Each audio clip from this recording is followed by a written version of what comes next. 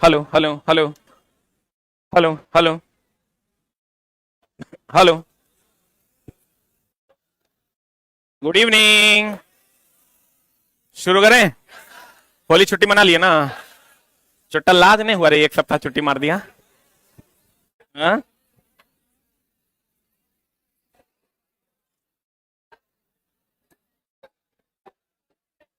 कितना तुम उपलब्ध था ये हमरा पता है, इसलिए तुम नहीं बोलो।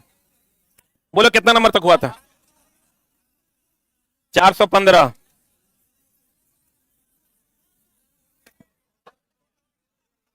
यहां से होना था, इसके बाद होना था, यहां से ना। अब देखो चला, हम लोग ये पढ़ते हैं, शुरू करें ना। सीधी बात नो बकवास में आपका स्वागत है। आयरन जो है ये ऑक्सीजन से अभिक्रिया करता है। किससे अभिक्रिया करता है? हम लोग पढ़ भी लेते हैं कि आयरन ऑक्सीजन से अभिक्रिया करता है जल की उपस्थिति में। किसकी उपस्थिति में? किसकी उपस्थिति में? और ये बना देता है चला Fe2O3। क्या बना देता है? Fe2O3। अब हमको ये बताइए, इसी को हम लोग जंग कहते हैं। क्या कहते हैं चला? जंग कहते हैं। इसी को हम लोग कोरोजन भी कहते हैं। इसी को जंग कहते हैं, इसी को क्या कहते हैं? कोरोजन। अब देखो, एक मिनट होल्ड ऑन। अब मामला क्या है चला, कभी कभी जंग का फॉर्मूला होता है, Fe2O3 भी इसका फॉर्मूला होता है, और Fe3O4 भी। एक मिनट रुकना रे। कोरोजन और संक्षारण में अंतर है। कोरोजन होता है जंग लगना और संक्षारण होता है नष्ट होना। जंग लगने के बाद नष्ट होना संक्षारण कहलाता है। आप एग्जाम हॉल में जाइएगा, कहेगा कि बताइए आयरन और ऑक्सीजन की उपस्थिति में लोहे का नष्ट होना क्या कहलाता है? संक्षारण। क्या होता है? आज जो प्राथमिक प्रक्रिया है वो क्या है? जंग लगना। क्या है? तो देखो, जंग लगना या कोरोजन इसको कहते हैं। इसका जो रंग होता है वो लालिमा युक्त, एनसीईआरटी में लाइन है चला, लालिमा युक्त भूरे रंग का होता है। कौन रंग का होता है चला? लालिमा युक्त कौन रंग का होता है? भूरे रंग का होता है। देखो, कभी जंग देखे हो? जैसे हम लोग कहते हैं चला, बेरियम सल्फेट का रंग कैसा? कैसा? सफेद। लेड आयोडाइड का रंग कैसा? रंग तुमको कुछ ही पूछेगा, ये ध्यान रखना। जो तुमको रंग पूछेगा दोस्त मेरे, एगो पूछेगा बेरियम सल्फेट। बेरियम सल्फेट का रंग कैसा होता है? सफेद। उसके बाद पूछेगा लेड आयोडाइड। लेड आयोडाइड का रंग कैसा होता है? पीला। क्लोरीन रंगहीन होता है। क्लोरीन कैसा होता है चला? ये वो क्वेश्चन है जो तुमको भीड़ से अलग कर देगा। रंगहीन होता है। उसके बाद Fe2O3 ये लालिमा युक्त भूरे रंग का होता है। लालिमा युक्त। जैसे हम लोग पढ़ते हैं चला, जंग किस रंग का होता है? भूरे रंग का होता है। बताओ, N2O किस रंग का होता है? लेड नाइट्रेट जब टूटता है तो NO2 के N2O, NO2 के N2O, आ NO2। NO2 का रंग कैसा होता है? भूरा। NO2 का रंग कैसा होता है चला? भूरा। सिल्वर क्लोराइड जब टूटता है सिल्वर में, उसका रंग कैसा होता है? स्लेटी। सिल्वर क्लोराइड जब सिल्वर, ये आगे है, अभी हम बताएंगे आपको, जल्दी से लिख।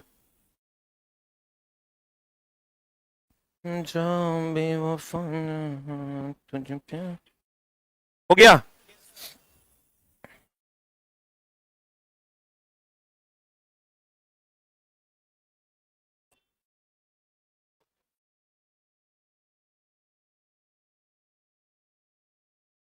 अरे हो गया, लिख लिए। Fe2O3 जो जंग का रंग होता है वो लालिमा युक्त किस रंग का होता है? भूरे रंग का। अब देखो चलाते, कहता है जंग, जंग जो है वो जल और ऑक्सीजन, इसके बदले में हम लोग कहेंगे जलवाष्प, दोनों की उपस्थिति में संभव है। यह लालिमा युक्त किस रंग का होता है? भूरे रंग का होता है। फिर कहता है डब्बा बंद, जितना भी डब्बा बंद है या बंद पदार्थों में जो खाद्य पदार्थ, डब्बा बंद छोड़ दो, कुरकुरे कह दो, चिप्स कह दो, कहीं पर अगर किसी भी बंद पात्र में किसी कार्यखंड को, किसी भी खाद्य पदार्थ को रखा जाता है तो उसमें कौन गैस रहता है? नाइट्रोजन। हम लोग ये पढ़ते हैं ना, कुरकुरे कौन गैस है? Nitrogen gas. कुरकुरे में कौन गैस? Nitrogen gas. तो वैसे ही अगर बंद डब्बा है तो उसमें कौन गैस भरा जाता है? कौन गैस? तो नाइट्रोजन गैस क्यों भरा जाता है? कथन निष्कर्ष में अगर पूछेगा तो आप कहिएगा कि नाइट्रोजन गैस जो है वो अभिक्रिया नहीं करता है अन्य गैसों से, इसलिए नाइट्रोजन गैस भरा जाता है, जिससे सड़न नहीं होता। जैसे फॉर एग्जांपल आप बल्ब में देखिए, आर्गन या नाइट्रोजन भरते हैं, ना वो जलता है ना जलने देता है, ना वो खुद नष्ट होता है ना दूसरे को नष्ट होने देता है। मतलब नाइट्रोजन अभिक्रिया की दर को धीमा करता है या रोक देता है? लिखिएगा। नाइट्रोजन अभिक्रिया की दर को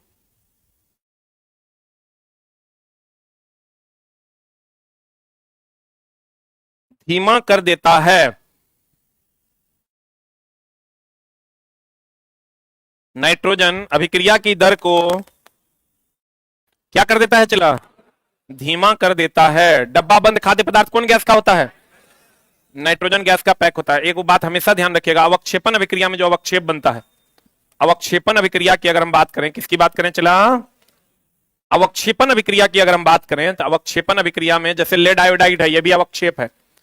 अवक्षेपण अभिक्रिया की अगर हम बात करें, अवक्षेपण अभिक्रिया की अगर हम बात करें तो अवक्षेपण अभिक्रिया में अवक्षेप बनता है। क्या बनता है? चला, और अवक्षेप हमेशा अविलेय होता है। क्या होता है? और यह द्विविस्थापन अभिक्रिया का भी उदाहरण है। इस सब एनसीईआरटी का क्वेश्चन है। कौन अभिक्रिया है? द्विविस्थापन अभिक्रिया का उदाहरण है। यह किसका उदाहरण है? चला, और इसमें आयनों का आदान प्रदान होता है। आयनों का आदान प्रदान होता है। एक मिनट होल्ड डाउन। जितना भी द्विविस्थापन अभिक्रिया है, कौन अभिक्रिया है, उस सब में आयनों का क्या होता है? आदान प्रदान। प्लस माइनस पर जाता है और माइनस प्लस पर। इसमें जो अवक्षेप बनते हैं वो जल में क्या होते हैं? क्या होते हैं? अविलेय होते हैं। कहां पर? कहां पर रे? जल में। ये अवक्षेपण अभिक्रिया का कुछ गुण है जिसको आप लिख लीजिए, राइट इट डाउन।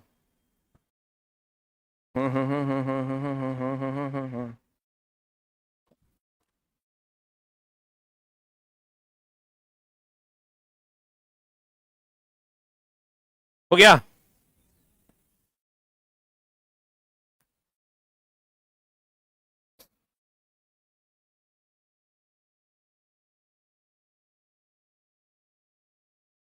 अरे हुआ?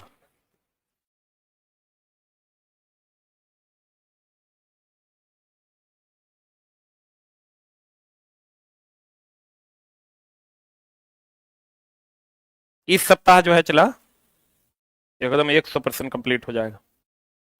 अरे हुआ? बढ़े। और अगर आप क्लास रेगुलर किए हैं तो आपका जो नंबर नहीं बढ़ रहा था वो कम से कम 5 नंबर तो हर बच्चे का हर उस क्वेश्चन में बढ़ेगा जहां पर आपको दिक्कत होता है। अब देखो, अवक्षेपण अभिक्रिया में अविलेय, अब कभी कभी क्वेश्चन देगा अविलेय अवक्षेप बनाता है, कभी कभी देगा अविलेय लवण बनाता है। अवक्षेपण अभिक्रिया में अविलेय लवण बनता है। जैसे BaSO4 है तो BaSO4 क्या है? लवण है। आपको ये कैसे पहचान लेंगे कि हम लवण है? तो जकरा में H+ देगा वो क्या है? अम्ल है। जकरा में H+ देगा वो क्या है? अम्ल है। जकरा में OH- देगा वो क्या है? क्षार है। तो देखो, जकरा में H+ कहीं दिख रहा है क्या? OH- कहीं दिख रहा है क्या? इसका मतलब ना ये अम्ल है ना ये क्षार है, ये क्या है? लवण है। आप देख लीजिए NaCl में, NaCl में क्या दिख रहा है आपको? H दिख रहा है क्या? OH दिख रहा है क्या? दिख रहा है। और नहीं दिख रहा है, इसका मतलब ये क्या है? लवण है। क्या है ये? लवण। आप PbI2 ले लीजिए, PbI2 में H+ है क्या? OH- है क्या? और नहीं है, इसका मतलब ये क्या है? लवण। अरे बुझा रहा है?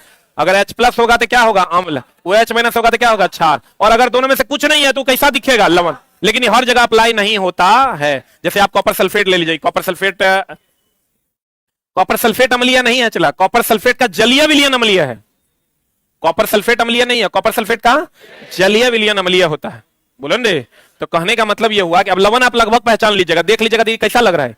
लवण जैसा। क्यों? क्योंकि जो H+ देगा वो क्या है? अम्ल। जो OH- देगा वो क्या है? क्षार। ना इसमें H+ है ना इसमें OH- है, क्या होगा? लवण होगा। क्या होगा? ये लवण होगा। तो कहते हैं, चला,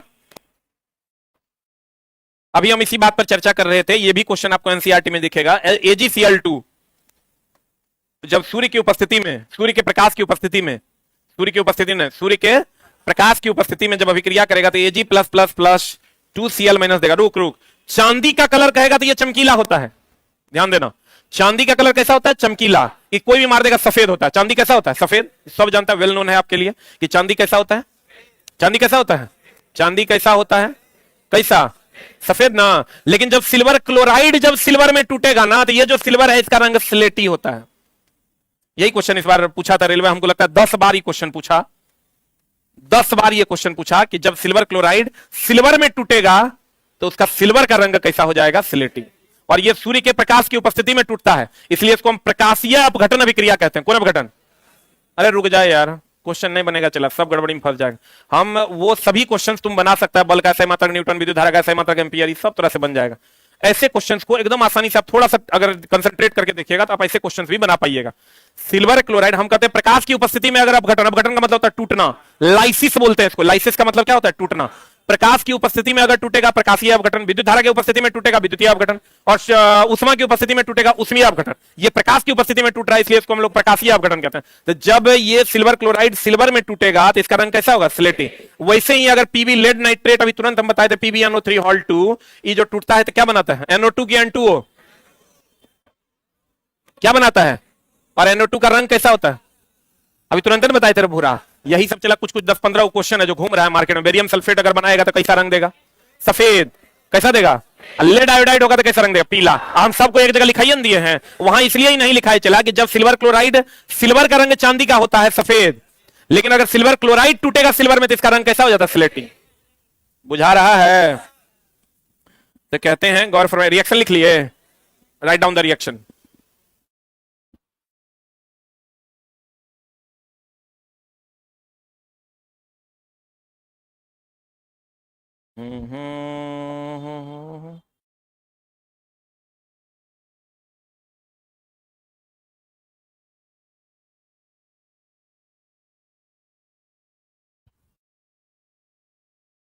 लिख लिए?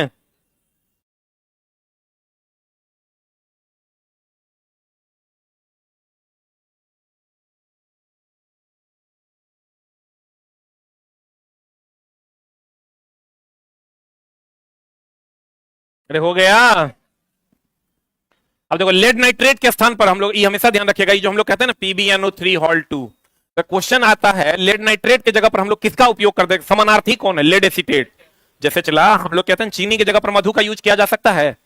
चीनी भी मीठा है और मधु भी क्या है? मीठा। अब बच्चा चला कोई है उसको कड़वा लग गया तो हम लोग चीनी डाल देते हैं, चीनी नहीं है तो मधु डाल देते हैं। मधु मतलब गुटखा नहीं, मधु शहद। तो लेड नाइट्रेट के जगह पर हम लोग किसका उपयोग कर सकते हैं? लेड एसीटेट का। ये भी इस बार चला सुपर टॉप क्वेश्चन में से एक था। उसके बाद डिकेंस विधि। कौन विधि चला? याद रखना, डिकेंस विधि Cl2 का निर्माण किया जाता है। ये इंपॉर्टेंट इसलिए है कि ब्लीचिंग पाउडर का निर्माण भी, ब्लीचिंग पाउडर Cl2 का संबंध ब्लीचिंग पाउडर से है, और दैनिक जीवन में हम लोग ब्लीचिंग पाउडर का खूब यूज करते थे ब्लीच करने के लिए, साफ करने के लिए। इसलिए आपको यहां से ये क्वेश्चन पूछेगा। डिकेंस विधि, जैसे हैबर विधि का उपयोग अमोनिया बनाने के लिए, संपर्क विधि से H2SO4 बनता है। ये चला हैबर विधि से क्या बनता है? अमोनिया। और संपर्क विधि से क्या बनता है? Sulphuric acid. ये लिख लो। वैसे ही एक है डिकेंस विधि। कौन विधि है चला?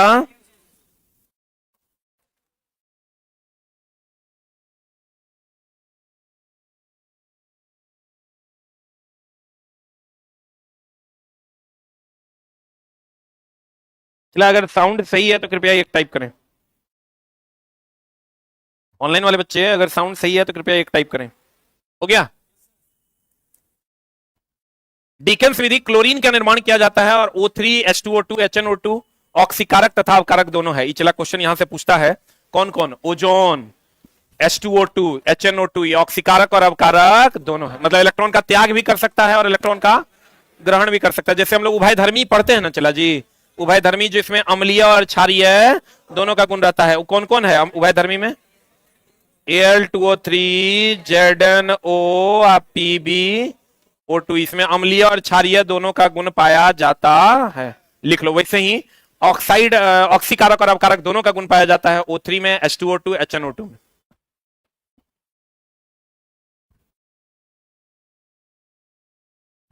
नहीं आ रहा है तो मोबाइल ठीक करवाइए। तो लड़का कहता है आ रहा है तो एक टाइप करें, नहीं आ रहा है तो नहीं आ रहा है तो मोबाइल ठीक करवाना पड़ेगा। रे मोबाइल चला कभी कभी खराब भी हो जाता है। एक ही वो लड़का है 50 बार मैसेज लिख दिया कि साउंड तो आ नहीं रहा है, पढ़ा क्या रहे हैं पता नहीं चल रहा है, बाकी सबको साउंड जा रहा है। उभयधर्मी बोले तो Al2O3 ZnO और PbO2। तो चला इस सब उभयधर्मी है, इसका मतलब ये अम्लीय भी है और क्षारीय भी। अब चला देखो यहां पर क्या मामला है। अम्ल क्षार सूचक दो प्रकार के होते हैं, हम पीछे भी आपको बताए थे। अम्ल क्षार सूचक जो है, अम्ल क्षार सूचक जो है चला, ये दो प्रकार का होता है। कौन कौन? एक होता है चला प्राकृतिक और एक क्या होता है? कृत्रिम।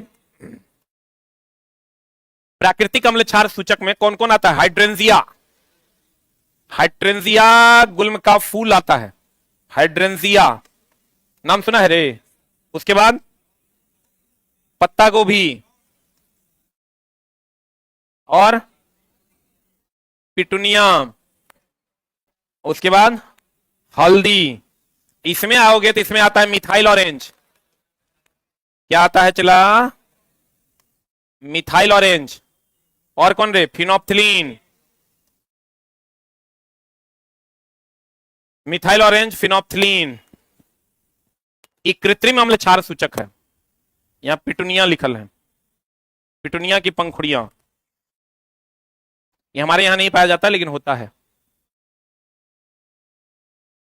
मिथाइल ऑरेंज, फिनोप्थिलीन, हाइड्रेंसिया गुल्म का पौधा, पत्ता, पत्ता गोभी, पिटुनिया की पंखुड़ी, हल्दी, ये सब चला प्राकृतिक अम्ल क्षार सूचक है। कृत्रिम में आ गया मिथाइल ऑरेंज, फिनोप्थिलीन,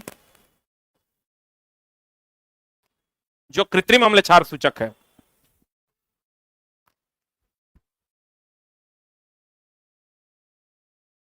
हाँ जी, लाइकेन अम्ल क्षार सूचक है, वो भी प्राकृतिक में आएगा, क्योंकि कवक और शैवाल का क्या है? वो मिश्रण है। कवक भी प्राकृतिक है और शैवाल भी क्या है? प्राकृतिक है। हो गया?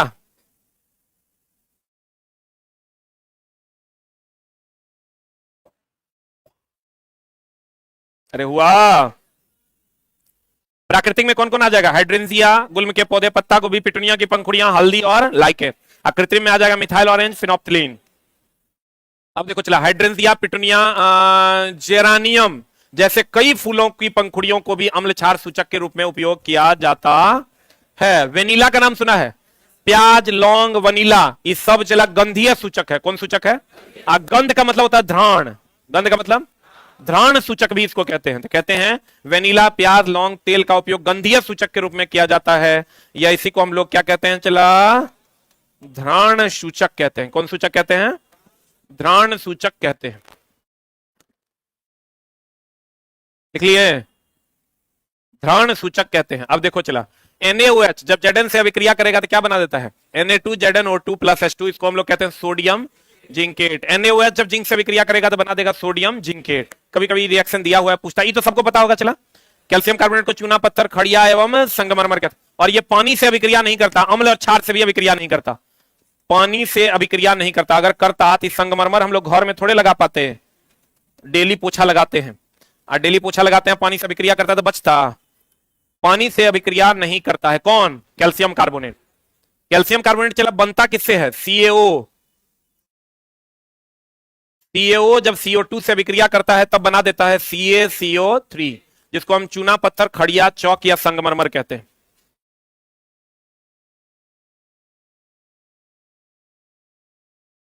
हो गया? अरे हुआ। इसको हम लोग त्वरित चूना के नाम से भी जानते हैं। इसको कौन चूना कहते हैं चला? त्वरित चूना कहो, अनबुझा चूना कहो, क्विक लाइम कहो, सब इसी का नाम है। अरे बढ़े।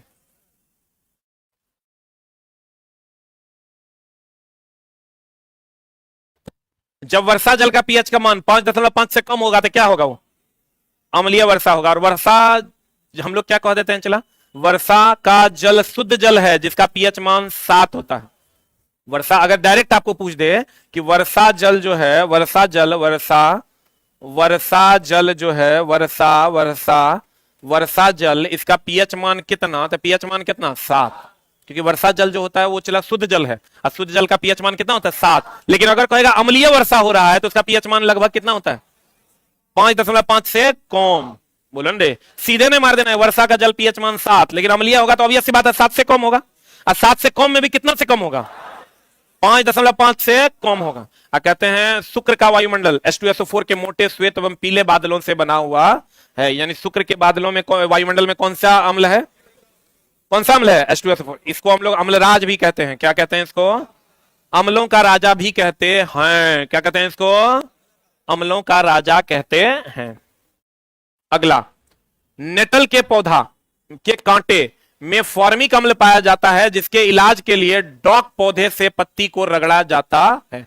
इसलिए चला कि जो नेटल का पौधा है, नेटल का पौधा में फॉर्मिक अम्ल होता है, और जो डॉक का पौधा तुम देख रहे हो इसमें क्षार होता है। क्या होता है? कभी कभार चला गांव घर में भी देखता होगा, कहीं पर कट जाता था तो हम लोग कुछ कुछ खास चीजों की पंखुड़ियों को रगड़ के उस पर डाल देते थे, डालते थे।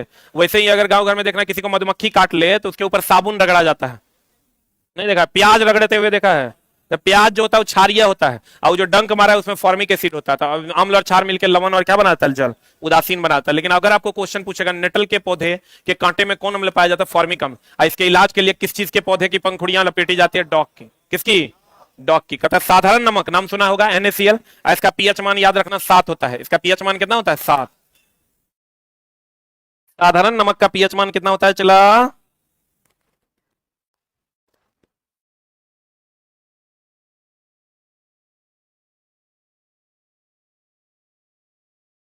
लिखे।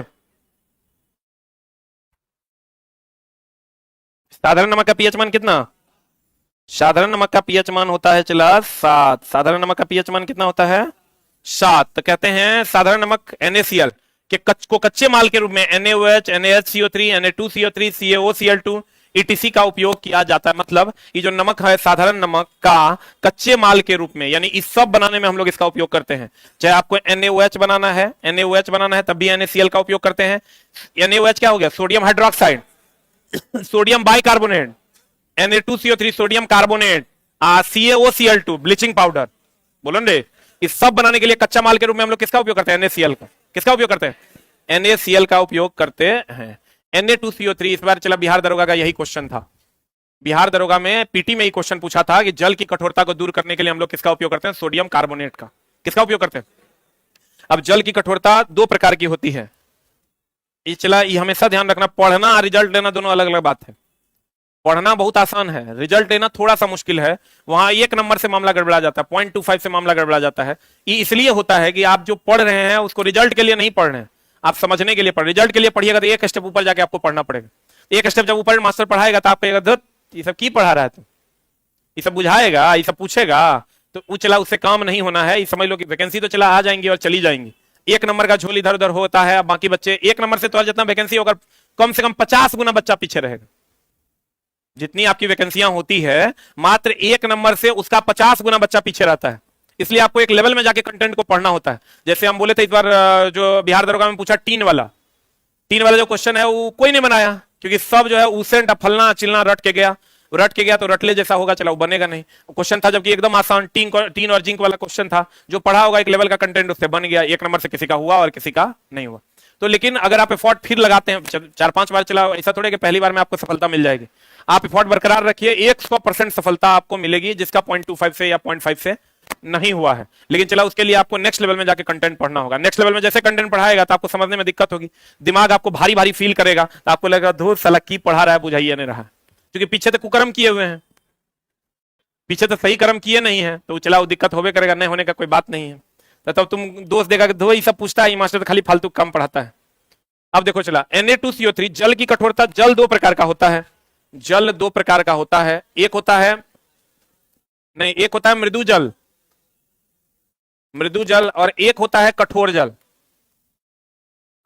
अब कठोर जल भी 2 प्रकार का होता है, एक अस्थाई कठोरता होता है और एक होता है अस्थाई कठोरता। ये अस्थाई कठोरता जो होता है चला, इसको हम लोग पी सकते हैं, इसका यूज करते हैं सब जगह, इसका यूज नहीं करते हैं। अगर अगर इसका यूज करना है तो उसको उपचारित करना होगा, इसको ठीक करना होगा। और ठीक करने के लिए पहले तो इसमें कठोरता, अस्थाई कठोरता होता है कैल्शियम और मैग्नीशियम के क्लोराइड और सल्फेट के कारण। अस्थाई कठोरता होता है कैल्शियम और मैग्नीशियम के बाइकार्बोनेट के कारण। दोनों को चला दूर किया जा सकता है, दोनों को दूर करेंगे सोडियम कार्बोनेट के द्वारा। बिहार दरोगा 2023, दोनों को दूर किया जाता है सोडियम कार्बोनेट के द्वारा। चलिए लिख।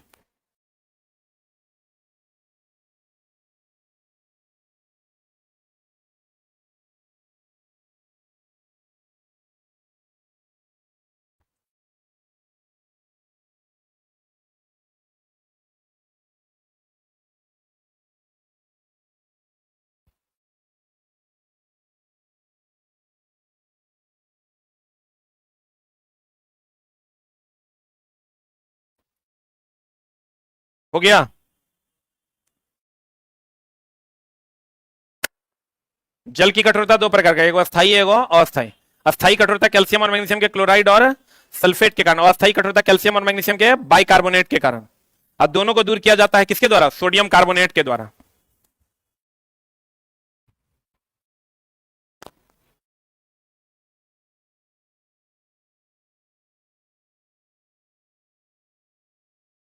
अरे हुआ हो, अरे हुआ हो, बढ़े। अब देखो Na2CO3 का उपयोग अभी तुरंत हम बनाए हैं, सोडियम कार्बोनेट, जल की अस्थाई और अस्थाई कठोरता दोनों दूर करने के लिए उपयोग किया जाता है। आप जाके देख लीजिएगा, बिहार दरोगा का क्वेश्चन है और बहुत ही सिंपल क्वेश्चन है, एकदम आसानी से आप बना पाइएगा। दांत का इनामेल सबसे कठोर भाग है कि मुलायम भाग है? आज दांत का इनामेल भी चला, हड्डी है, हड्डी है तो वो कैल्शियम फॉस्फेट का बना होगा, किसका बना होगा? किसका बना होगा? दांत का इनामेल सबसे कठोर अंग है, जो किस प्रकृति का होता है?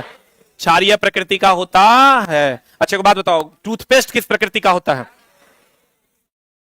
टूथपेस्ट जो होता है ये किस प्रकृति का होता है? चला क्षारीय। दांतों में सड़न किसके कारण होता है? दांतों में सड़न अम्लीयता, मुंह की अम्लीयता के कारण होता है। तो जब रात में आप ब्रश करके सोइएगा तो आपके मुंह में जो अम्ल होगा और टूथपेस्ट में जो क्षार होगा वो मिलकर उदासीन हो जाएगा, तो ना अम्ल रहेगा और ना दांतों में सड़न होगा। इसलिए रात में क्या करके सोना चाहिए? ब्रश करके सोना चाहिए, जो कि लगभग लोग नहीं करते हैं, खाना खाने वाले फिर से सूत जाते हैं। ऐसा नहीं करना चाहिए। अब ब्रश भी लोगों को तो ब्रश करने भी नहीं आता है, ब्रश तो ऐसा रगड़ते हैं लगता है कि साला रगड़िए के हटेगा। ब्रश जब भी आप करते हैं चला हल्के हाथों से कीजिए। अब ब्रश ऐसे ऐसे नहीं करना है। हमको एक बार डेंटिस्ट सिखाया, तुम लोग को ज्ञान हम पार्सल कर रहे हैं। हम गए थे डेंटिस्ट के पास, तो डेंटिस्ट ने कहा कि ब्रश जो लोग करते हैं वो ऐसे ऐसे करते हैं, ऐसे ऐसे नहीं करना है, ब्रश ऐसे ऐसे करते हैं। हम लोग क्या करते हैं? मारते हैं ऐसे, ऐसे नहीं करना, ब्रश ऐसे ऐसे करना और हल्के हाथों से करना है, नहीं तो धीरे धीरे आपके मसूड़े जो है हट जाएंगे और आपको दिक्कत होने लगी, दांत हिलने लगेगा। पता चला 50 के उम्र जाते जाते तो दांत लगभग गिर जाएगा। दांत जब भी ऐसे ऐसे करना और हल्का एकदम नॉर्मल हाथ से ऐसे ऐसे पकड़ना, इतना ही करना है। तो कहते हैं चला टूथपेस्ट कैसा होता है? क्षारीय। और दांतों में सड़न किसके कारण होता है? अम्लीयता के कारण। तो जब अगर दांतों में अम्ल है, मुंह में अम्ल है और अगर हम क्षार डाल देंगे तो उदासीन हो जाएगा, सारा का सारा अम्ल क्या हो जाएगा? समाप्त हो जाएगा। सांद्र HCl और सांद्र HNO3 कैसा रंग का होता है? पीला हरा।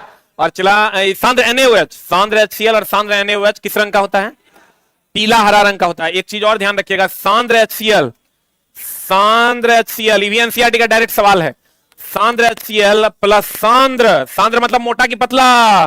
मोटा। सांद्र HNO3 ई जो है चला बना देता है अम्लराज। क्या बना देता है? अम्लराज। ई होता है चला कितना अनुपात कितना में? एकरा में 1 है तो 3 होगा, एकरा में 3 है तो क्या होगा? 1। और ये जो है चला सांद्र, एनसीईआरटी का क्वेश्चन है, मजाक में नहीं लेना। यहां पर क्या किया ना, सांद्र HCl तनु HNO3, अरे इधर देखो पहले, सांद्र HCl तनु HNO3 या तनु HCl सांद्र HNO3, नहीं दोनों सांद्र होगा। सांद्र होगा मतलब कैसा होगा? मोटा। अब मोटा होगा तो ये बना देगा अम्लराज। क्या बना देगा? अम्लराज। अम्लराज बोले तो एक्वारेजिया। क्या बना देगा चला? एक्वारेजिया। इसमें कौन घुल जाता है? गोल्ड और प्लेटिनम क्या हो जाता है? घुल जाता है। लेकिन चला अगर पहला ऑप्शन मारना हो तो क्या मारिएगा? गोल्ड। अगर दोनों में से कोई एक चुनना हो तो क्या मारिएगा? गोल्ड।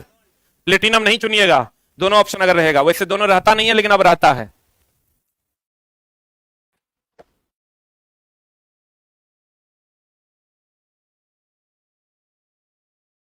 सर मेरे गांव समस्तीपुर में आज गेहूं में आग लगने से पूरा चौर का गेहूं जल गया। लग गया होगा, चला गर्मी है और गेहूं सूखा हुआ है, हवा हुआ बह रहा है।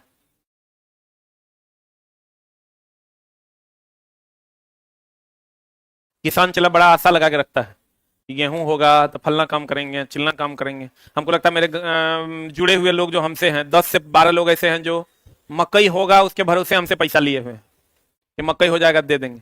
अब पता चला गेहूं हो जाएगा दे देंगे, पता चला गेहूं होने वाला है, अब बारिश हो गया, सब गेहूं सूत गया और गेहूं उठवे नहीं करेगा, इतने इतने गेहूं होगा। किसान चला समझो बच बचा के ही उसका फसल होता है। कब फसल मरा जाएगा कहना मुश्किल है। तू सब किसान का बच्चा है, सब ये बात जानता होगा। सही तरीके से को पेंट शर्ट नहीं पहन पाया होगा अभी तक, तो अगर किसान का बच्चा होगा तो 2 बीघा 4 बीघा खेत होगा तब वो। कुछ कुछ लोग हैं जो व्यवसायी के बच्चे हैं, तो उन लोगों के पास पैसा होगा। जो व्यवसायी जिनके पिताजी करते हैं उनको पैसा पे पूरा घमंड रहता है, क्योंकि हर महीना उनके घर में पैसा आता है।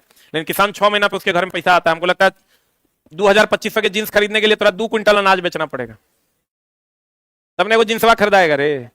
ई तोरा में हिम्मत नहीं है। इसलिए चला, जो लोग व्यवसाय से नहीं जुड़े, व्यवसाय से जुड़ा लोग देखो डेली कपड़ा बदलेगा, पैसा का डेली गर्मी देखेगा तुम तो अपने तरह पता चलेगा। हम कह देंगे कि अगर पिताजी व्यवसाय करते हैं, एकदम चेहरे पे लिखा है कि अगर पिताजी किसान है, तुमको चमकता हुआ चेहरा दिख जाएगा कि अगर बाप गवर्नमेंट जॉब में, वो बता देंगे। लेकिन मुफ्त काम अपना टाइम बर्बाद नहीं करेंगे। देखो लड़का में कि लड़की में, लड़की में देखो बता देते हैं। व्यवसाय की सरकारी नौकरी, सरकारी करे। पापा क्या करते हैं तुम्हारे, बताओ। किसान नहीं ना है, नौकरी करते हैं, धंधा होगा क्या चीज का, अरे बोलो न रे, दुकान है, हाँ ठेकेदार हैं बाप। चला पैसा अगर घर में होकर बाहर दिखता है पैसा, गरीबों का दिखता है गरीबी। इसलिए हे गरीब लोग कृपया पढ़ाई पे ध्यान दें, क्योंकि कलम ही तुम्हारा हथियार है, ठीक है ना, न तो मामला हो जाएगा गड़बड़। करे तो बाबूजी की करते हैं, स्टैंड अप। पिताजी नहीं है, क्या करते हैं, हाँ कोर्ट में लिखा पढ़ी करते हैं, जमीन वाला। किसान ने ना है, हाँ किसान का बच्चा हम थोड़ा दिखा देते हैं, देखो किसान का बच्चा है, करे स्टैंड अप। पापा क्या है, बैठो। जो गरीब बच्चा होता है चलो वो अलग है, तो अपनी गरीबी को दूर करना है ना। देखो ये गरीब है, एकदम गरीब है बेचारा, गरीबी से जी रहा है किसी तरह। ये गरीबी को कंटिन्यू नहीं करना है तो पढ़ाई करना होगा, और कंटिन्यू करना है तब तक ठीक है, जैसे चल रहा है वैसे तोरो चलने दो, चलिए रहा है तो, और कितना बढ़िया कट रहा है। इसलिए चला, जो लोग अमीर हैं उनकी कोई बात नहीं, अमीरों है चला तो तुमको अपने फर्टिनिटी में उससे बड़ा करके दिखाना होगा, और जो गरीब है उसको तो करना ही करना है। इसलिए चला एकदम ध्यान देके पढ़ाई कीजिए। सांद्र HCl सांद्र HNO3 कितना अनुपात, कितना 3:1। और अगर गोल्ड और प्लेटिनम दोनों घुल जाता है, लेकिन अगर कोई एक ऑप्शन चुनना हो तो क्या चुनेंगे, गोल्ड। अरे तो सबको पता है सोना सबसे अधिक अधातवर्णीय और सबसे अधिक तन्य है। अधातवर्णीयता मतलब पीट कर चादर बनाना, और तन्यता मतलब खींचकर तार बनाना। सही की गलत, अब कहते हैं सोना सबसे अधिक उपयोग में आने वाला तन्य और अधातवर्धनीय तत्व है। क्षारीय धातु, अब देखो चला, लड़का को पूछता है कि सोडियम बताइए क्या है, तो सोडियम को लड़का कहता है इसको चाकू से काट सकते हैं, यह मुलायम होता है। पढ़े हैं कि नहीं, अरे ये पढ़े हैं, सोडियम को चाकू से काट सकते हैं और ये क्या होता है, मुलायम। क्या होता है, सोडियम को चाकू से काट सकते हैं और यह मुलायम होता है। लेकिन मेरी जाने मोहब्बत, फर्स्ट ए का जो तत्व है, जिसको हाइड्रोजन को छोड़ दीजिए, हाइड्रोजन तो गैस है ना, हाइड्रोजन को छोड़ दीजिए, लीन ना करो रब से फरियाद, इस सब मुलायम है, ये तो मुलायम है सोडियम, इस सब मुलायम है, इस सब को चला सारे के सारे मुलायम है और सब के सब क्षारीय है। बोलो हाँ, तो हम कह देते हैं क्षारीय धातु मुलायम। अब मुलायम होगा तो बताओ कम गलनांक की ज्यादा गलनांक, जल्दी गलेगा ना। ठोस होगा तो, कठोर होगा तो अधिक गलनांक, बोलवे नहीं करेगा।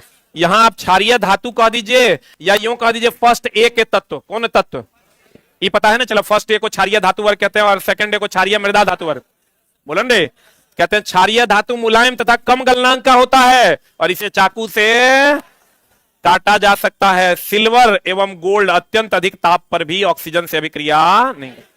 अगर आप चला बताइए, चांदी और सोना अगर अधिक ताप पर ऑक्सीजन से अभिक्रिया कर ले तो पता चला, सोनार को देखे हैं, सोनार को देखे हैं, सोनार क्या करता है, सोना ले लेता है और पे डायरेक्ट करे सोनार। सोनार है हम तुम, स्टैंड अप, सोनार है तुम, हाँ देखो इसकी मुस्कुराहट बता रही है कि सोनार है।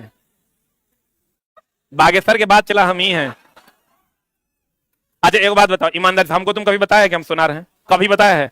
अभी इससे बात कर रहा था, एक्सप्रेशन से लग रहा था इसका दोस्त इसकी ओर ऐसे देख रहा था, रे सोनार तू ही तो है। हम बुझ गए कि छोटा सोनार है ये, बैठो, यही बात ना था रे।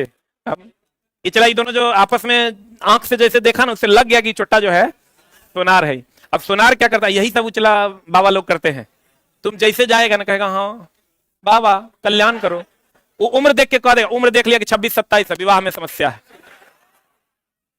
जल्दी दूर होगा, नौकरी की समस्या है।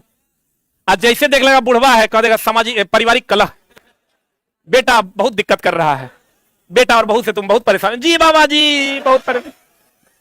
तो कहते हैं चला कि सिल्वर की अगर हम बात, उम्र देख के अपने देख लेगा छोटा बच्चा बुझ जाता है, डब्ल्यूबीसी अगर बहुत ज्यादा जनरेट नहीं हुआ होगा, रोग प्रतिरोधक क्षमता अगर बढ़िया रहा होगा, कहेगा हाँ आपके बच्चे हैं, बच्चा लेके तुम जाओ, कहेगा हाँ बच्चे के स्वास्थ्य पे असर रहता है, कहेगा हाँ अरे छोटा बच्चा का तबियत हमेशा खराब ही रहता है, क्योंकि डब्ल्यूबीसी धीरे धीरे बनता है, ठीक ना। वो 10 साल का, 8 साल 7 साल का होगा तब तक उसका तबियत सर्दी खांसी बुखार लगा हुआ रहता है, तो वो जानता है कि भैया बच्चा है तो तबियत खराब होवे करेगा। जैसे तुम बच्चा लेके पहुंचा छोटका, कहेगा हाँ बच्चे का स्वास्थ्य ठीक नहीं रहता, बाबा कल्याण करो बाबा।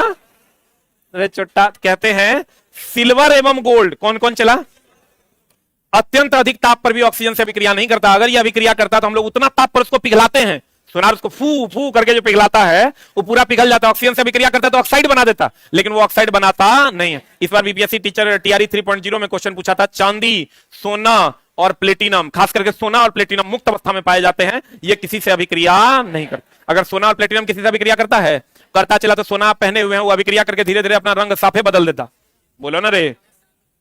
सिल्वर और गोल्ड अत्यधिक ताप पर ऑक्सीजन से अभिक्रिया करता कि नहीं करता, नहीं करता। सोडियम और पोटेशियम ठंडे जल के साथ तेजी से, ये बात हमेशा ध्यान रखना चला। फर्स्ट ए का जितना भी तत्व है, हे लीना करो रब से फरियाद, तो फर्स्ट ए का जितना भी तत्व है इसको कहां डुबा कर रखते हैं, कहां डुबा कर रखते हैं, केरोसिन में डुबा कर रखते हैं। अगर इसको जल में डाल दीजिएगा तेजी से अभिक्रिया कर लेगा। फास्फोरस को जल में सुरक्षित, ये फर्स्ट ए जो है केरोसिन में सुरक्षित रहता है। फर्स्ट ए कहां सुरक्षित रहता है दोस्त मेरे, केरोसिन में सुरक्षित रहता है। और फास्फोरस जो है ये कहां सुरक्षित रहता है, पानी में सुरक्षित रहता है। खाली हम लोग जानते हैं सोडियम जो है केरोसिन में सुरक्षित रहता है, नहीं, फर्स्ट ए का जितना भी तत्व है वो पानी में सुरक्षित रहता है। फर्स्ट ए करें केरोसिन में सुरक्षित रहता है, अब फास्फोरस किसमें सुरक्षित रहता है, पानी में।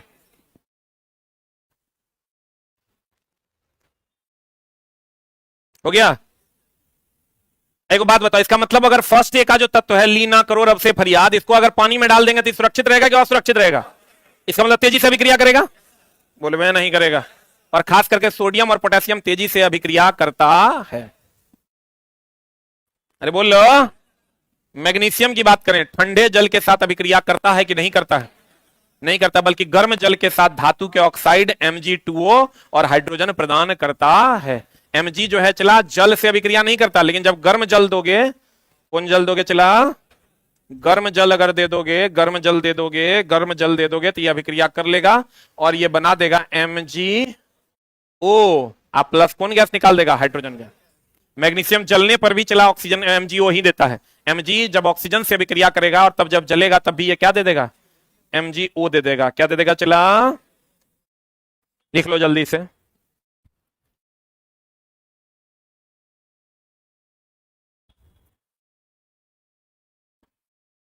हो गया।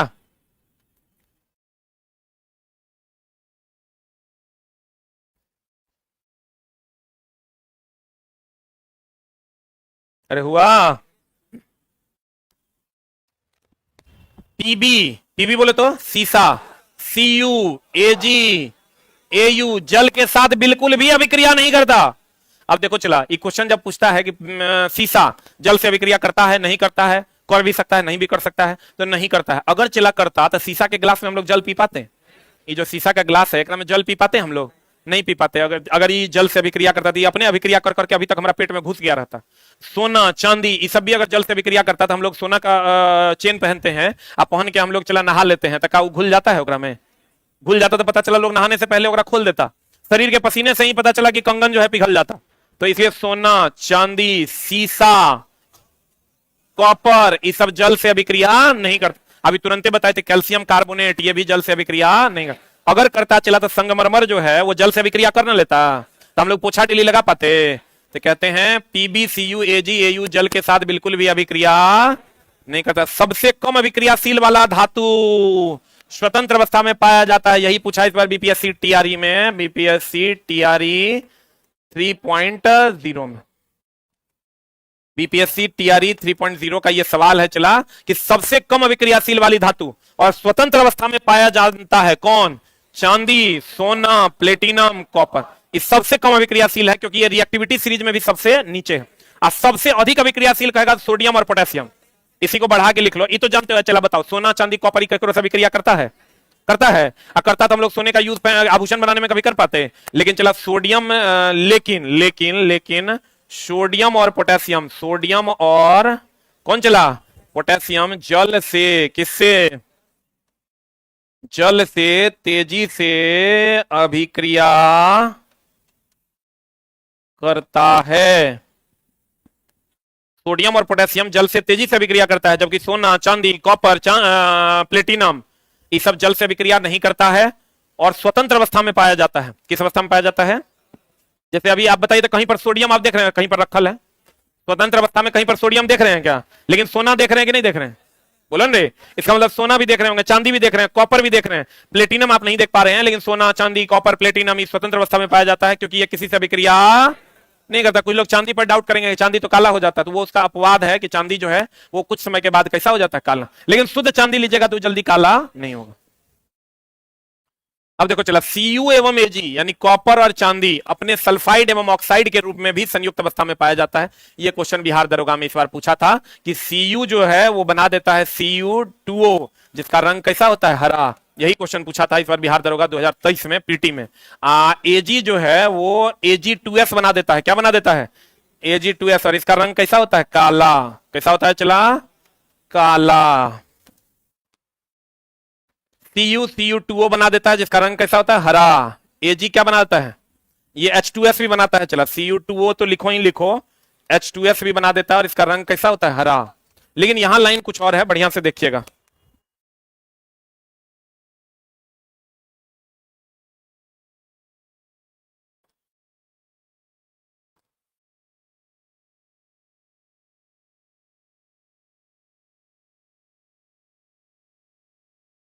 हो गया? अरे हुआ। अब कहता है चला, कॉपर और चांदी अपने सल्फाइड, देख लो, कॉपर से कॉपर सल्फाइड और सिल्वर से सिल्वर ऑक्साइड के रूप में भी संयुक्त अवस्था में पाया जाता। संयुक्त मतलब जुड़ा हुआ, संयुक्त मतलब जुड़ा हुआ, लेकिन अधिकतर यह स्वतंत्र अवस्था में पाया जाता है। अधिक अभिक्रियाशील वाले धातु, अधिक अभिक्रियाशील वाले धातु कौन कौन हो गया? चला हम बोले, sodium, potassium, sodium, potassium, calcium, magnesium, aluminium. अधिक अभिक्रियाशील वाले धातु स्वतंत्र रूप में नहीं पाए। आप खाली सोना अकेले देखिएगा, लेकिन पोटेशियम अकेले नहीं देखिएगा, सोडियम अकेले नहीं देखिएगा। सोडियम को देखिएगा NaOH के साथ, फलना के साथ, चिलना के साथ, क्योंकि यह दूसरे से अभिक्रिया करके एक दूसरे को आपस में क्या कर लेता है, जोड़ लेता है। बोले मैं नहीं करेगा। कहते हैं अधिक अभिक्रियाशील वाले धातु स्वतंत्र रूप में नहीं पाए जाते हैं। जैसे जो अधिक अभिक्रियाशील है चला, वो स्वतंत्र रूप में अकेले कभी नहीं पाया जाएगा, वो किसी ना किसी से जुड़ जाएगा। बोलो हाँ, जो अधिक अभिक्रियाशील है वो किसी ना किसी से जुड़वे करेगा, वो स्वतंत्र अवस्था में पाया नहीं जाएगा। अभी आप कहीं पर भी आप देखिएगा, जो ज्यादा अभिक्रियाशील है वो किसी ना किसी के तरफ हो जाएगा, वो न्यूट्रल नहीं रह सकता है। जैसे सोडियम ले लीजिए, अकेले नहीं होगा, NaOH होगा। सोना अकेले होगा, चांदी अकेले होगा, क्यों? क्योंकि यह अभिक्रियाशील नहीं है। लेकिन अन्य चीजें जो है, जैसे सोडियम हो गया, पोटेशियम हो गया, कैल्शियम हो गया, ये किसी के साथ जुड़ा हुआ होगा, अकेले नहीं होगा। कहते हैं अधिक अभिक्रियाशील वाले धातु स्वतंत्र रूप में नहीं पाए जाते हैं, इसलिए इसे विद्युत अपघटन विधि द्वारा प्राप्त किया जाता है। Sodium, potassium, calcium, magnesium, aluminium, इस सबको कौन विधि द्वारा प्राप्त करते हैं? विद्युत अपघटन। इस सब चला पिछले बार का पूछा हुआ क्वेश्चन है, कौन विधि द्वारा प्राप्त करते हैं? विद्युत अपघटन। विद्युत अपघटन क्या है? विद्युत धारा दे के अपघटित करना अर्थात तोड़ना विद्युत अपघटन कहलाता है। तो आपको क्वेश्चन पूछेगा कि बताइए सोडियम, पोटेशियम, मिला भी होगा, हम लोग टेस्ट के दौरान ये क्वेश्चन पढ़ते भी थे। सोडियम, पोटेशियम या कैल्शियम किस विधि द्वारा प्राप्त किए जाते हैं? तो हम कहेंगे विद्युत अपघटन विधि। कौन विधि द्वारा? विद्युत अपघटन विधि द्वारा प्राप्त किया था। जिंक ले लो, आयरन ले लो, सीसा ले लो, पृथ्वी की भूपरपट्टी में यह ऑक्साइड और सल्फाइड और कार्बोनेट के रूप में पाए जाते हैं। जिंक ऑक्साइड के रूप में रहता है, ZnO के रूप में, ZnO के रूप में रहता है, तो इसको हम लोग दार्शनिक पुष्प के नाम से जानते हैं। कौन पुष्प के नाम से है? दार्शनिक पुष्प, या इसी को हम लोग यसद पुष्प के नाम से जानते हैं। किसके नाम से जानते हैं चला? यसद पुष्प के नाम से जानते हैं, या इसी को हम लोग फिलोसफर उल के नाम से जानते हैं, फिलोसफर उल के नाम से जानते हैं।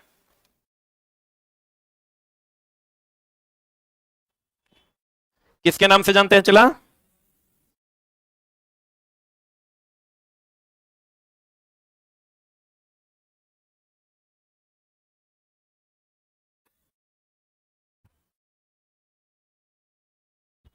अरे हो गया। ZnO दार्शनिक पुष्प है, यसद पुष्प है, फिलोसफर उल है। उसी तरीके से लेड ऑक्साइड होगा तो लेड सल्फाइड होगा तो FeS2 हो जाएगा। लेड का आयरन ऑक्साइड होगा तो या iron sulphide FeS2, iron carbonate होगा तो Pb2O3 या PbCO3 हो जाएगा। Zn Fe PbCu कार्बन का उपयोग से क्या होते हैं? अपचयित होते हैं। अपचयित होना मतलब ऑक्सीजन को जोड़ना कि हटाना? अरे ऑक्सीकरण उपचयन अपचयन, ऑक्सीकरण उपचयन अपचायक, अवकरण अपचयन उपचायक, यानी इसमें ऑक्सीजन हटाना कि जुटना? वेरी गुड, ऑक्सीजन का हटना और हाइड्रोजन का जुटना। इस किसका उपयोग करके होगा? किसका उपयोग करके? कार्बन का।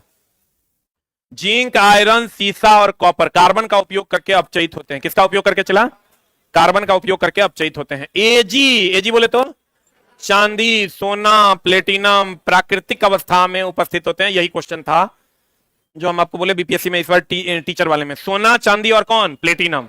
कॉपर, अगर तुमको कॉपर और सोना या कॉपर और प्लेटिनम में कोई एक चुनना होगा तो क्या चुनना? प्लेटिनम या सोना चुनना, कॉपर को नहीं चुनना, क्योंकि चला उस पर सल्फाइड का परत जम जाता है जो हरे रंग का हो जाता है। कहते हैं ये प्राकृतिक अवस्था में पाए जाते हैं। कार्बोनेट अयस्क किस विधि द्वारा शुद्ध किए जाते हैं? निस्तारण। सल्फाइड अयस्क भंजन या फेन उत्प्लवन, या लिख लो फेन उत्प्लवन विधि द्वारा इसको शुद्ध किया जाता है। सल्फाइड अयस्क का निष्कर्षण फेन उत्प्लवन या भंजन विधि द्वारा शुद्ध किया जाता है। बताओ अविलेय अशुद्धि, अभी तुरंत हम बताए थे चला। अविलेय अशुद्धि जैसे ये चला, अगर कोई विद्युत अपघटन की क्रिया है, इसमें एनोड है और कैथोड है। कौन कौन है चला? एनोड और कैथोड है। तो अविलेय अशुद्धि जो एनोड तली पर विक्षेपित हो जाता है, ये एनोड के तली पर मान लो ये विक्षेपित हो गया, तो विक्षेपित हो जाना, तो इसको हम लोग ये विक्षेपित होता है या जमा होता है, इसको हम लोग एनोड पंक कहते हैं। क्या कहते हैं चला? क्या कहते हैं इसको? एनोड पंक। पंक का मतलब अशुद्धि होता है। पंकित जल नाम सुने हो? अशुद्ध जल। पंकित जल मतलब अशुद्ध जल। एक चीज का और ध्यान रखना, अल्युमिनियम पर जो परत जमता है, अल्युमिनियम पर जो परत जमता है ऑक्साइड का, वो होता है Al2O3। याद रखिएगा, अल्युमिनियम पर जो परत जमता है ऑक्साइड का, वो क्या होता है चला?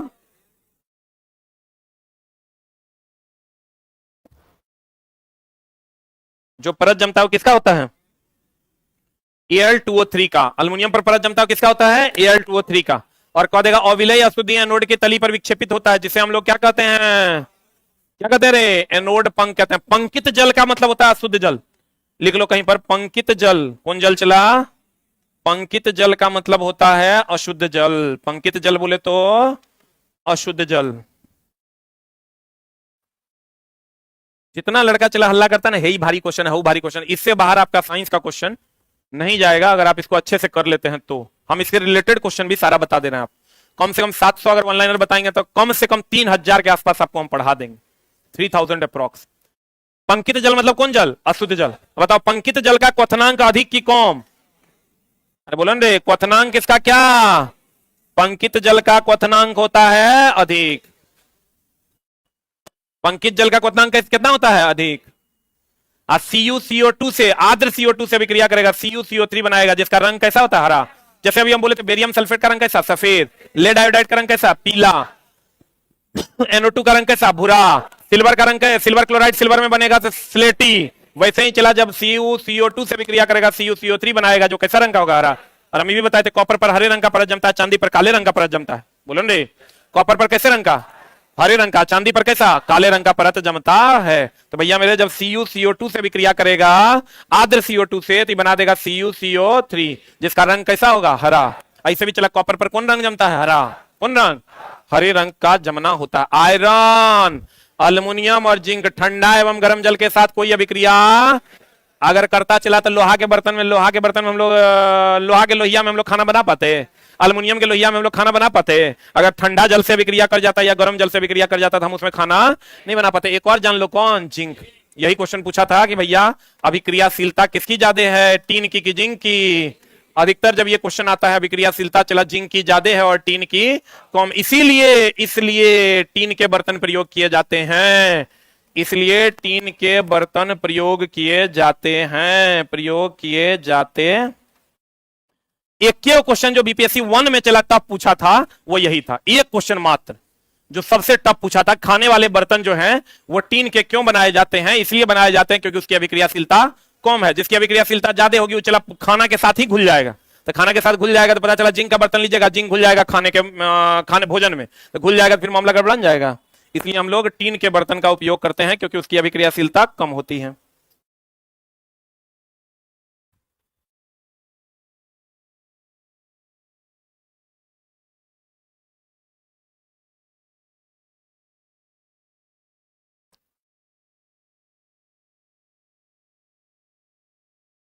हो गया। आजकल नेटवर्क का बहुत इशू है ना रे, रहबे नहीं करता है ना। तो रात में हम सोचे थोड़ा देर मैच देखेंगे, वाईफाई नहीं चल रहा था तो मैचो नहीं चल पाया, जियो पे मैच चलवे नहीं किया। देख ही रहते, हमको लगा हल्ला हुआ था, हमको लगा महेंद्र सिंह धोनी आउट हो गया। आउट हो गया तो हाथ में मोबाइल था ही, थके हुए थे, हम सो गए। साला भोरे उठे तो देखे 37 रन मार दिया। हम बोले साला देखो देख नहीं पाए। हम चला MS धोनी के एकदम पक्के सपोर्टर हैं, एकदम 100% वाला। हम अगर किसी के फैन हैं इस पूरे पृथ्वी पर 2-4 लोगों के, तो उसमें एक आदमी वो है जिसका नाम है महेंद्र सिंह धोनी। अब बहुत लोग मुंबई को सपोर्ट करते हैं वगैरह वगैरह, लेकिन अपन तो भैया CSK का फैन है। CSK के कौन कौन फैन है एक बार हाथ खड़ा कीजिए। मतलब इसमें भी मुंबई और RCB का फैन बैठा हुआ, मारो सबको। RCB बोला, अब मुंबई इंडियन, गुजरात टाइटंस भी है क्या, लखनऊ सुपर जॉइंट्स न है। मैक्सिमम हमको लगता है फैन 3 ही भागों में बटा हुआ है। सनराइजर्स हैदराबाद है क्या, है। कलकत्ता, तुम छोटा सब में हाथ उठाता है आदमी है कि। अब देखो अभिक्रियाशीलता जो है चला, अभिक्रियाशीलता सबसे ज्यादा होती है जिंक की टीन की। जिंक की अभिक्रियाशीलता ज्यादा और टीन की अभिक्रियाशीलता कम, इसीलिए टीन के बर्तन का उपयोग करते हैं। किसका उपयोग करते हैं, खाने के बर्तन में टीन का उपयोग किया जाता है, तो वह अभिक्रिया खाने से नहीं करता है और हमारा खाना सुरक्षित रहता है। लेकिन जंगरोधी बनाने, लोहे को जंगरोधी बनाने के लिए हम लोग टीन का लेप नहीं लगाते हैं। किसका लेप लगाते हैं, लोहे को जंगरोधी बनाना है, लोहे को जंगरोधी बनाना। इससे भी कम अभिक्रिया तो सोना करता है, तो अगर लेप नहीं लगा देंगे। लोहे को जंगरोधी बनाने के लिए किसका उपयोग करते हैं, जिंक का। बनारस का जो चला काशी विश्वनाथ मंदिर है, उसके ऊपर सोने का पत्थर लगा हुआ है, एकदम तुमको चमकीला नजर आएगा। हो गया, अरे हुआ। अब देखो कहता है धातु, धातु कौन चला, धातु HNO3 से अभिक्रिया करके कौन गैस नहीं देता है, बाकी जितना धातु है। धातु की अगर बात करोगे तो लगभग धातु जो है वो जल से अभिक्रिया करके हाइड्रोजन गैस देता है। धातु जल से अभिक्रिया करेगा तो कौन गैस देगा, हाइड्रोजन गैस। एक चीज और ध्यान रखना, धातु अम्ल से भी अभिक्रिया करेगा ना, तब भी कौन गैस देगा, हाइड्रोजन गैस। लेकिन धातु जब HNO3 से अभिक्रिया करेगा तो हाइड्रोजन गैस नहीं देता। लिख लो, धातु जल से भी क्रिया करेगा हाइड्रोजन गैस देगा, धातु अम्ल से भी क्रिया करेगा हाइड्रोजन गैस देगा, लेकिन धातु HNO3 से भी क्रिया करेगा तो हाइड्रोजन गैस नहीं देगा। अम्ल में यह अपवाद है, HNO3 भी अम्ल है, नाइट्रिक एसिड, लेकिन यह अपवाद है। हम अभी वो लिखा है धातु अम्ल से भी क्रिया करेगा हाइड्रोजन गैस देगा, लेकिन धातु नाइट्रिक एसिड HNO3 से भी क्रिया करेगा तो हाइड्रोजन गैस नहीं देगा। लिख लिया,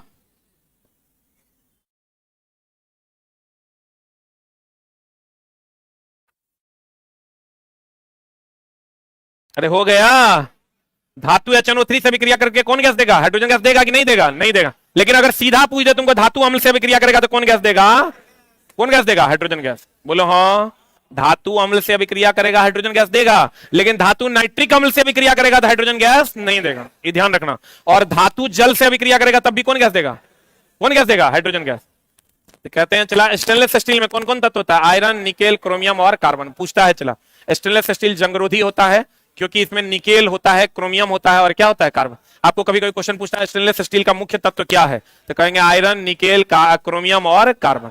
भूपरपट्टी पर खनिज के रूप में कितना % कार्बन है, 0.02% कार्बन है। वायुमंडल में कितना % CO2 है, 0.03%। कार्बनिक यौगिक, अब देखो चला, कार्बनिक यौगिक जैसे ले लो तुम अल्कोहल, ये कार्बन है ना इसमें, ये कार्बनिक है, लेकिन ये विद्युत का कुचालक है। क्यों जानते हो, विद्युत का सुचालक होने के लिए आयन में टूटना जरूरी है, क्योंकि आयन के कारण ही विद्युत धारा का प्रवाह होता है। किसका प्रवाह होता है, आयन के कारण ही विद्युत धारा का प्रवाह होता है। और कार्बनिक यौगिक आयन में नहीं टूटते हैं। टूटते हैं कि नहीं टूटते हैं, नहीं टूटते हैं, इसलिए कार्बनिक यौगिक विद्युत के कुचालक हैं। विद्युत के क्या है, आयनिक यौगिक विद्युत के सुचालक हैं, क्योंकि वो आयन में टूट जाते हैं, लेकिन कार्बनिक यौगिक विद्युत के कुचालक हैं क्योंकि वो आयन में नहीं टूटते हैं। पता नहीं बुझा रहा है कि नहीं? क्योंकि विद्युत की सुचालकता के लिए आयन में टूटना आवश्यक है, आयन का होना आवश्यक है। लिखिएगा, विद्युत की सुचालकता के लिए, विद्युत की सुचालकता के लिए आयन में टूटना आवश्यक है, आयन में टूटना आवश्यक है